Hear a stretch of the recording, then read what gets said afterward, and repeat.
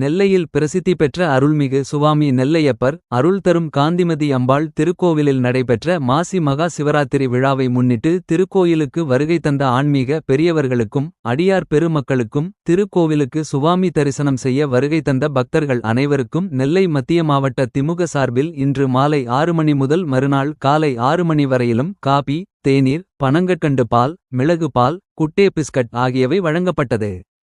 இந்நிகழ்வை நெல்லை மத்திய மாவட்ட திமுக பொறுப்பாளரும் பாளையங்கோட்டை சட்டமன்ற உறுப்பினருமான அப்துல் வகாப் கலந்து கொண்டு துவக்கி வைத்தார்.